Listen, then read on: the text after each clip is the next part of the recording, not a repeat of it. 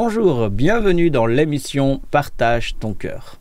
Alors dans cette émission Partage ton cœur, nous avons des témoignages et aujourd'hui je suis avec Annie Lévy. Bonjour Annie Lévy. Bonjour Idir.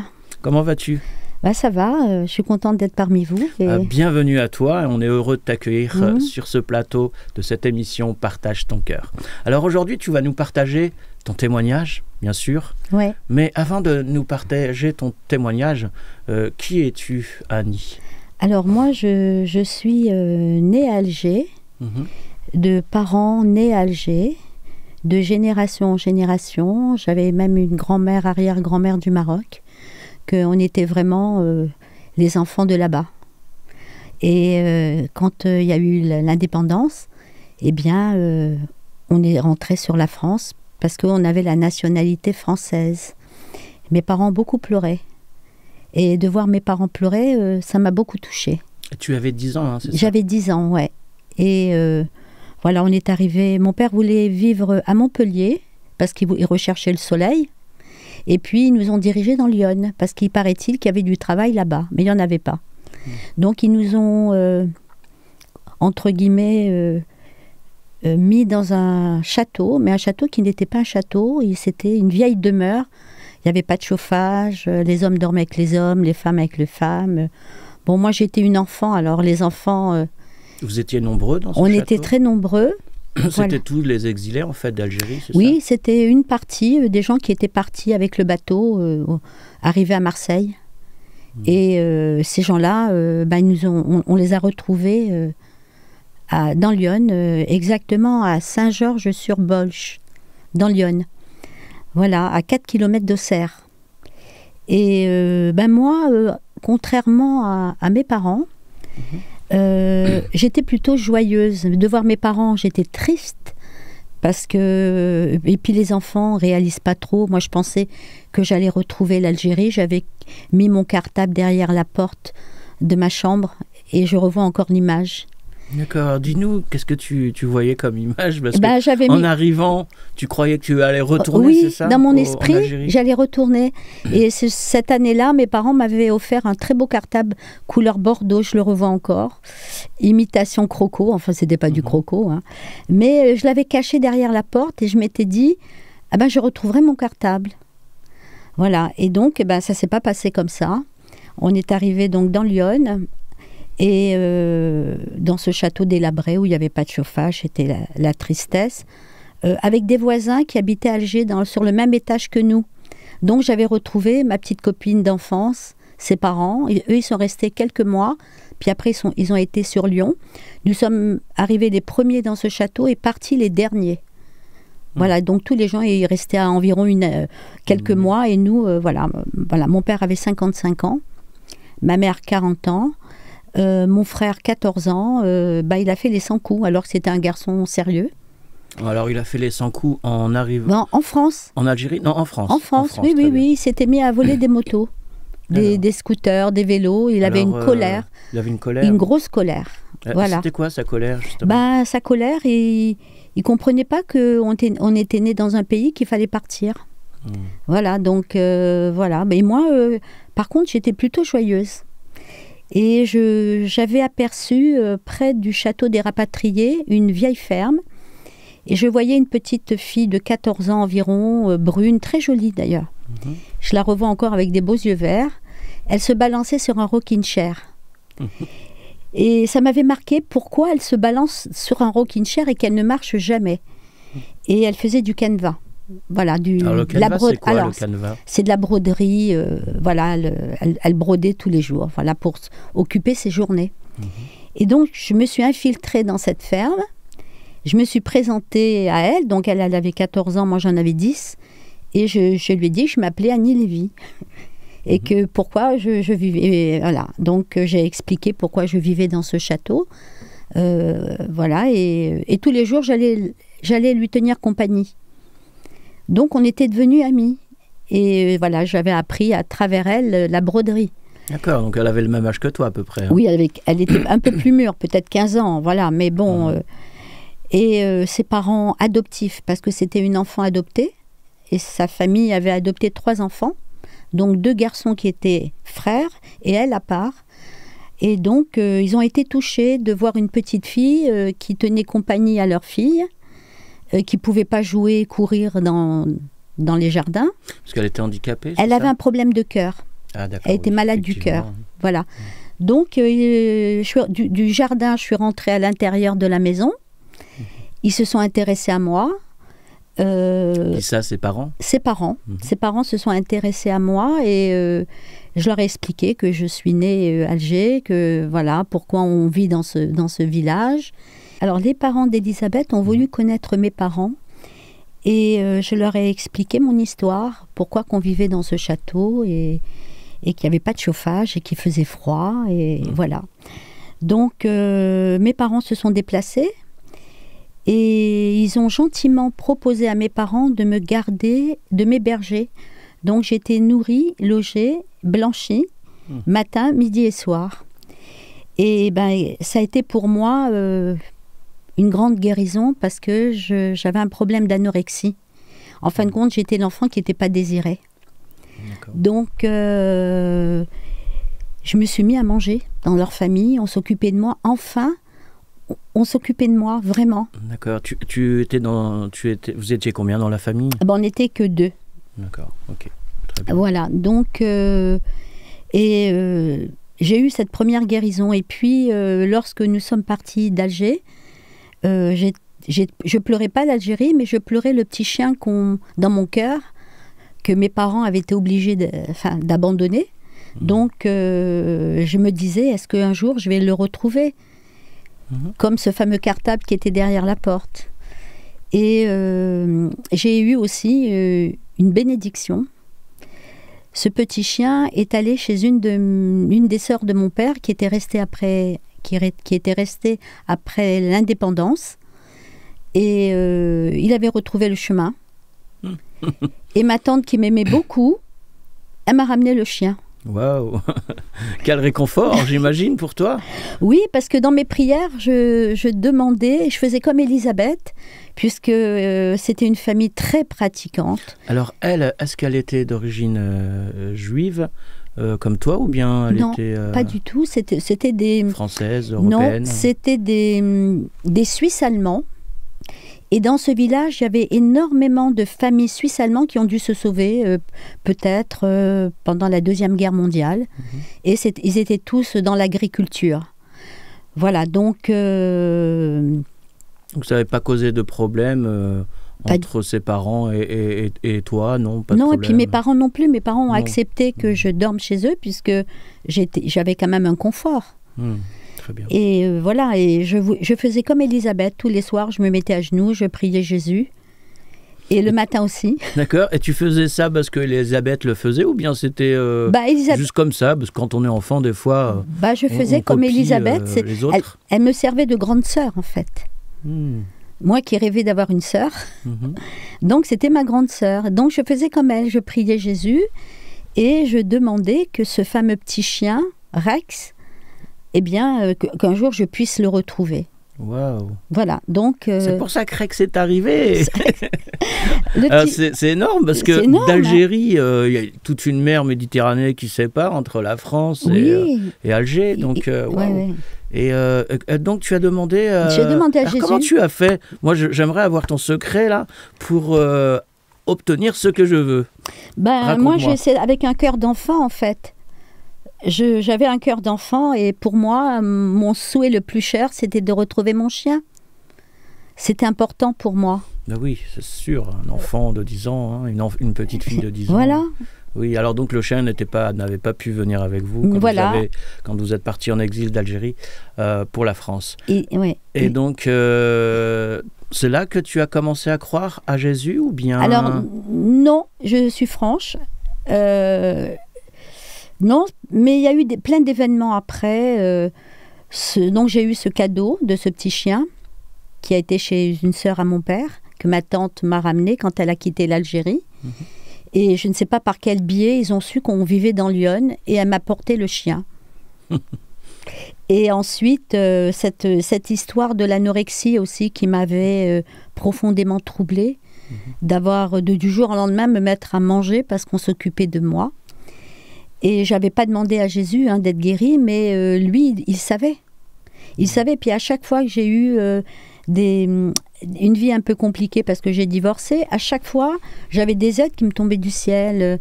J'avais créé une boutique de lingerie à Paris et j'avais rien dans ma boutique. Rien. Et puis je rentre dans une boutique où j'avais l'habitude de m'acheter des vêtements et je rencontre le patron qui me charge ma boutique de vêtements sans me faire payer un centime. Mais tu le connaissais, j'imagine? Non, je le connaissais pas. Je connaissais sa vendeuse. La vendeuse. Voilà. Et il a décidé comme ça de... Eh ben, je lui raconte mon histoire. La vendeuse me dit on vous voit pas depuis longtemps. Ben, j'ai dit oui, je suis en plein divorce. Je dépense plus d'argent dans les vêtements et je monte une boutique pour élever mes enfants. Et lui, il a été touché. Il m'a chargé ma boutique de vêtements. Waouh. Et il m'a dit ce que vous vendrez, vous paierez, et ce que vous ne vendrez pas, vous me rendrez. Waouh. Oui, effectivement. Il y a quelqu'un derrière vous, là. Hein, oui, voilà. Entre le chien, la boutique de vêtements. Oui, et plein d'autres choses. Cet ami d'enfance. Ah oui, c'est... Waouh. Alors, justement, comment on va arriver dans cette partie de l'émission? On va parler, bien sûr, du témoignage, puis de tes anecdotes, bien sûr. Donc, Jésus est arrivé alors vers quel âge dans ta vie? Alors... Enfin, j'aimerais dire... tu as rencontré Jésus vers quel âge? Oui, je l'avais déjà rencontré. Il était déjà dans mon cœur. Mais pour moi, à 10 ans, je n'avais pas la notion de Messie. Voilà. Et lorsque j'ai monté cette boutique, la première personne qui a poussé la porte de ma maison, c'était une dame qui était chrétienne et elle est rentrée en chantant. Et moi, lorsque j'étais, entre guillemets, adoptée pendant une année dans cette famille... suisse-allemande dans Lyon, j'allais chanter tous les dimanches au culte avec eux. Et donc, j'aime le chant. D'accord. Donc, je lui dis à cette dame, écoutez, vous me faites beaucoup de bien parce que je créais une boutique, j'étais en plein divorce, 3 enfants à m'occuper, je gagnais pas... Je montais la boutique, mais je gagnais pas d'argent, en fait. C'était pour moi, j'avais pris des crédits, je savais pas si j'allais les rembourser, enfin bref. Et elle me dit, si vous aimez chanter, venez chanter avec moi. À l'église? À l'église. Ok. Voilà. Donc pendant 3 ans, je suis allée chanter par tous les temps. Qu'il pleuve, qu'il neige. Pour moi, c'était vraiment libératoire parce que ça me permettait aussi d'expulser mes angoisses. Comment je vais arriver à élever mes enfants? Est-ce qu'elles vont faire des études? Est-ce que je vais pouvoir rembourser mes crédits? Donc pour moi, j'avais l'impression que toutes les semaines, quand je partais chanter, je subissais des guérisons intérieures, mais sans le savoir en fait. Et Jésus, il rentrait au fur et à mesure dans mon cœur. Et puis un jour, j'ai assisté à une conférence et j'entends quelqu'un qui dit Jésus, c'était un grand rabbin. Donc pour moi, ça m'a percé le cœur. Je me suis dit, si Jésus est un grand rabbin et qu'avec tous les miracles qu'il a fait, toutes les guérisons qu'il a pu faire, mon parcours de vie, et j'en passe et des meilleurs, je ne peux pas tout dire aujourd'hui. Sens-toi libre, on a le temps pour l'instant, il n'y a pas de souci. Voilà. Ça doit être le Messie. C'est lui le Messie. Je l'ai reconnu comme ça, à travers ma vie en fait, à travers les gens que j'ai rencontrés. Et pendant toute la période où j'ai élevé mes enfants toute seule, où je travaillais dans cette boutique, c'était pas des juifs que je rencontrais, j'avais que des chrétiens autour de moi. Oui, c'est curieux. Toi étant d'origine juive, il n'y a que des chrétiens autour de toi. Oui, qui me tendent la main, qui m'invitent à droite, à gauche. Je ne comprenais pas, en fait. Mais alors, est-ce que tu fréquentais aussi peut-être moins la communauté juive, justement? J'avais quand même toute ma famille pendant les fêtes. Tu fréquentais la communauté juive? Oui, j'avais ma famille, mes cousins, mes cousines. Mais en fin de compte, c'est les chrétiens qui m'ont tendu la main, qui se sont intéressés à ma vie. Une femme toute seule qui élève des enfants, j'avais des aides de partout, quoi. Donc, tu avais été touchée, en fait, par l'amour non seulement de l'expérience que tu as étant enfant, mais aussi par leur cœur, c'est ça? C'est ça. Tu veux bien nous expliquer? Oui, par leur cœur. Ils ne m'ont pas demandé de me convertir, mais j'étais invitée à droite, à gauche, comme quand j'étais petite fille. Voilà, c'était, on me prenait sous l'aile de Jésus, mais je ne le savais pas. Pas encore. Pas encore.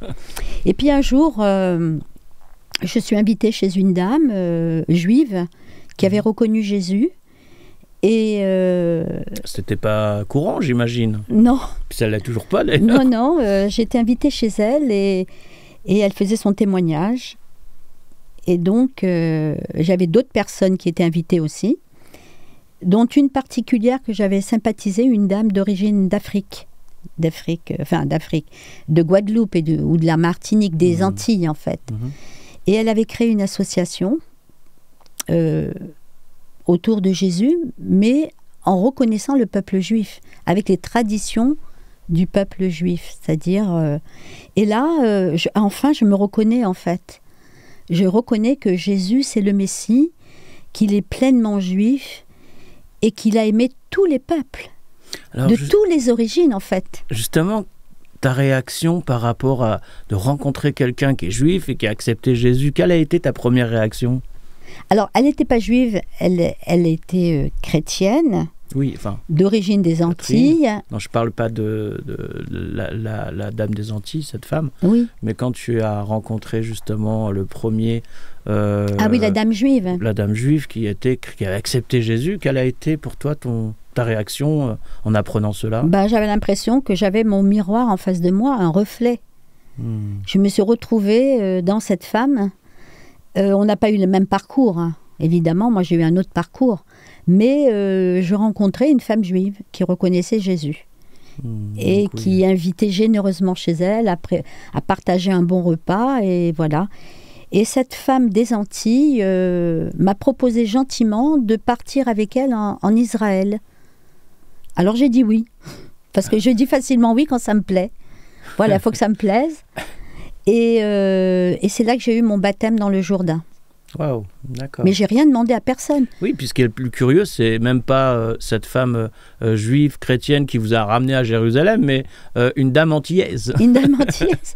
Donc Jésus, il y a plein de solutions pour quand il veut récupérer une brebis. Et donc, tu as accepté Jésus-Christ comme Sauveur et Seigneur, oui.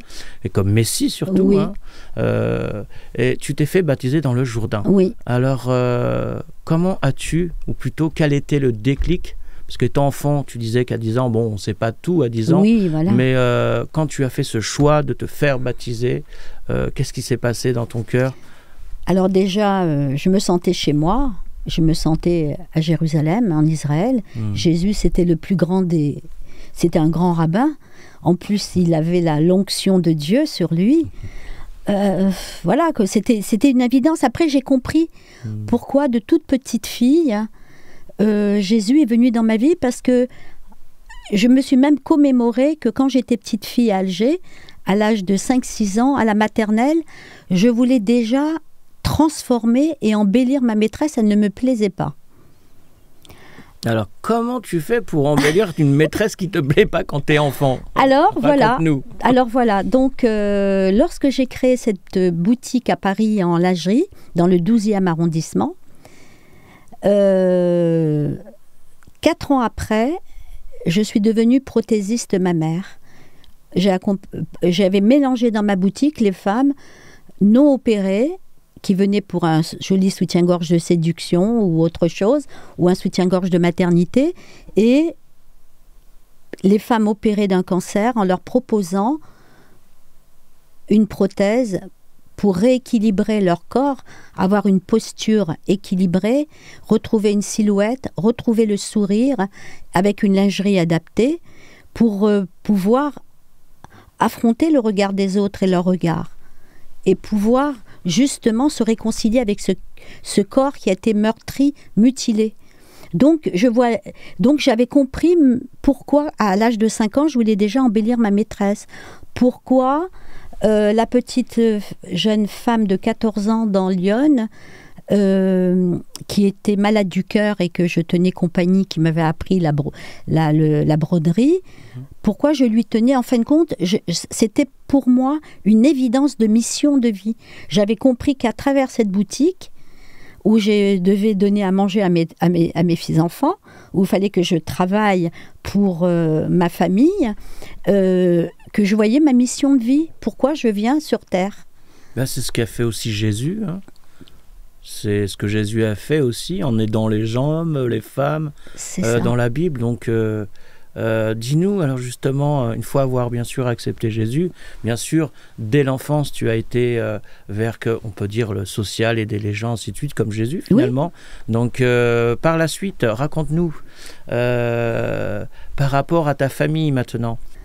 Alors, d'abord, j'ai une maman qui était très moderne, très évoluée, sans avoir fait de grandes études, malgré qu'à la naissance, c'était compliqué, je n'ai pas été reconnue par elle, vraiment, mais je reconnais que ma maman avait de grandes qualités sur le plan de la personnalité. Donc, je lui avais raconté que, voilà mon histoire, et que pour moi, dans mon cœur, Jésus, c'était le Messie. Et elle ne m'a pas jugée du tout. Par contre, mes filles jumelles, qui avaient un petit caractère un petit peu costaud, les enfants veulent toujours... Surtout les enfants de Méditerranéens, hein. Ils ont leur caractère. Voilà. Elle me disait, maman, tu n'es pas une vraie juive. Parce que moi, comme j'étais tellement convaincue que Jésus était le Messie, je mettais la louange chez moi, je chantais. Sans retenue. Sans retenue. Elle me voyait courir à l'église. Je ne me cachais pas, en fait. Elles ont eu un peu de mal à comprendre. Voilà. Et puis j'ai eu une grande bénédiction. Et mes filles aussi, c'est que la vie a fait que j'ai eu une fille, malheureusement, qui a eu un léger retard intellectuel et qui était dans un centre pour enfants handicapés. En face de ma boutique, il y avait une église. Et tous les jours, je traversais la rue et je me mettais à pleurer les larmes de mon corps. J'implorais Jésus en lui demandant que ma fille sorte de ce milieu. Parce qu'en fait, elle avait un léger retard, mais qui n'était pas dramatique. Pour moi, j'espérais dans mon cœur, j'avais une grande espérance que Sylvie allait s'en sortir, qu'il allait se passer des merveilles pour elle. Donc je traversais la rue, je me mettais à pleurer, je retournais à la boutique, je resservais les clientes. Bon, j'avais pris après des vendeuses, la boutique commençait à marcher, donc j'étais pas toute seule. En fait, j'étais exaucée. Un jour... je vais dans cette église, une église catholique, et puis je fais la rencontre d'une femme qui était là, et elle m'a demandé comment je m'appelais. Je dis, je m'appelle Annie Lévy, mon père, elle m'a posé des questions sur ma famille. Je dis, mon père, il s'appelle Jacob Lévy. On ne peut pas faire plus juif que juif. On ne peut pas faire plus juif que juif. Alors elle me dit, moi, c'est bizarre, hein. J'ai un prêtre mon père spirituel, qui était juif, qui s'est converti à la religion catholique chrétienne. Il s'appelait Jacques Goldstein. Il y avait des similitudes, en fait, dans le prénom, parce que mon père se faisait appeler Jacques, parce qu'il trouvait que c'était plus moderne. Voilà. Et donc, voilà, un jour, j'ai commencé à faire les démarches pour sortir ma fille de ce milieu de l'handicap. Et dès que je fermais la boutique, je me mettais à pleurer parce que j'étais désorientée. Je ne savais pas comment faire pour la sortir de ce milieu. Et puis, en descendant la rue de Reuilly, où j'avais ma boutique à l'époque, il y avait un grand casino où il y avait une cafétéria. Donc je descends la rue, mes yeux se sont tournés vers la cafétéria et la fille de l'église, elle me fait un grand coucou. Je lui réponds et comme j'étais un peu en déprime, je parlais que de ma fille. Et elle me dit gentiment, en me regardant dans les yeux, « Mais Annie, parce que je lui avais donné mon prénom, mais Annie, ne vous inquiétez pas, moi je suis prof d'histoire et de géographie et je vais aider votre fille parce qu'à côté de mon lycée, il y a un CFA, un centre de formation pour apprentis, et allez voir la directrice, elle peut vous tendre la main. » Bon, donc... Sylvie ne pouvait... Elle sortait de ce milieu, mais avec quelque chose. Donc, je vais voir la directrice Et je lui parle de Sylvie. Elle me redonne un autre rendez-vous avec Sylvie ce jour-là. Et elle a été touchée. Et elle m'a dit, je vais prendre votre fille. Donc je lui demande si la maman peut embaucher sa fille, vu que c'est quand même ma fille, vis-à-vis de la loi. Elle m'a dit, aucun problème. Vous pouvez embaucher votre fille, mais ça ne sera pas vous qui allez coacher votre fille dans votre boutique. Il faut qu'il y ait quelqu'un d'autre. Donc j'avais une vendeuse qui a pris Sylvie sous son aile. Elle est sortie du centre d'handicapés. Elle a travaillé pendant 7 ans dans ma boutique. Oh, super. Et justement, par rapport à ce cœur que tu as d'aider les autres, qu'est-ce que tu fais dans la vie en règle générale?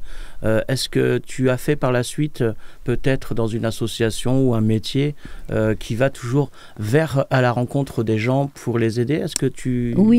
Oui, tout à fait. Nous en dire un peu plus? En fin de compte, cette mission de vie, à travers cette boutique de lingerie, j'ai compris beaucoup de choses, puisque j'avais les femmes non opérées et les femmes opérées, de la maternité au cancer du sein. Il y a quand même, on donne la vie et on enlève le sein. Donc je suis devenue donc prothésiste. Et comme j'avais les femmes non opérées et les femmes opérées, j'avais monté des cours auprès des élèves infirmières. J'ai informé les élèves infirmières sur le rôle de la prothèse, la silhouette, l'image corporelle, la féminité. Pendant 7 ans, bénévolement dans différentes écoles. Et ensuite, j'ai animé des groupes de parole à l'Institut Curie pendant plus de 7 ans aussi. Et donc, les femmes me disaient, mais Annie, pourquoi ça aurait été formidable de vous rencontrer avant l'opération, et avant l'opération, et avant l'opération. Donc, voilà, mon cœur a été touché à nouveau, et j'ai créé une association pour accompagner la femme après l'annonce. Alors, justement, peux-tu nous parler de cette association que tu as créée pour aider les gens, encore une fois, les personnes? Oui, je suis à la fois prothésiste mammaire. Bon, en France, je suis reconnue par la sécurité sociale. À l'étranger, bon, c'est pas les mêmes lois. Hein. Voilà, donc j'appareille les femmes au niveau de la prothèse, esthétique, de la lingerie, du maillot de bain. Je remodèle le corps. Maintenant, j'ai compris pourquoi cette maîtresse, je voulais la transformer. Ah oui, c'est vrai, tout à fait. Voilà, donc s'il y a des dames qui ont besoin de conseils, avec grand plaisir. Très bien. Alors, sur ces mots de la fin, comme j'aime à le dire, si tu as un mot de la fin justement pour exprimer tout simplement très courtement ce que Dieu a fait dans ta vie, que tu aimerais partager au monde entier, c'est le moment. Alors, très courtement. Très courtement, je peux dire que... En quelques mots. En quelques mots, il faut toujours avoir une âme d'enfant, parce que c'est dans mon enfance que le Seigneur m'a montré ma mission, mais je ne l'avais pas comprise. Que de vouloir écouter les gens, d'embellir cette maîtresse, et puis écouter, et puis faire confiance, parce que le Seigneur, il est toujours là. Il est là pour jusqu'au jour où on le rencontre, comme moi je l'ai rencontré après, mais il nous montre pourquoi on est venu sur terre, c'est-à-dire aimer les uns les autres. C'est ça pour moi. Et ce que j'aime beaucoup aussi, si je pouvais partager quelque chose, c'est le psaume 23. D'accord, alors partage, je t'en prie. Alors le psaume 23 qui nous dit qu'il est toujours là, qu'on manquerait de rien. Que même dans la vallée de la mort, eh bien il est toujours là. Donc moi je peux dire que malgré tout, ne pas avoir été désirée dans mon enfance, j'ai quand même amené ma mère à Jésus. Donc ma mère a reconnu Jésus et le mot de la fin, c'est qu'avant de mourir, elle m'a dit « Ma fille, après le bon Dieu, c'est toi ». Donc j'ai eu une guérison. Le bon Dieu, c'est toi. Alors après le bon Dieu, c'est moi, ça veut dire que la petite fille qu'elle ne désirait pas, c'était elle qui était toujours à côté d'elle jusqu'au moment de mourir. Oui, donc toi. Voilà, et elle m'a dit, ma fille, elle m'a reconnue. Ah bon, quand même, elle avait 94 ans. Hein. Mais elle m'a dit, après le bon Dieu, c'est toi. Ça veut dire que le cœur d'une mère ne peut pas rejeter son enfant. Que c'est beau. Voilà. Waouh. Alors encore merci à toi pour ces mots de la fin. Alors tu reviens quand tu veux. Hein, merci. Sur notre émission Partage ton cœur, dans ce plateau. Tu es le bienvenu, tu es chez toi. Merci. Et on se dit à une prochaine émission plutôt. Oui, bien sûr. Et à très bientôt. Avec plaisir de pouvoir continuer à diffuser l'amour de Dieu et Jésus. Tu es le bienvenu. Merci. Alors sur ces beaux mots de la fin, on vous dit à très bientôt.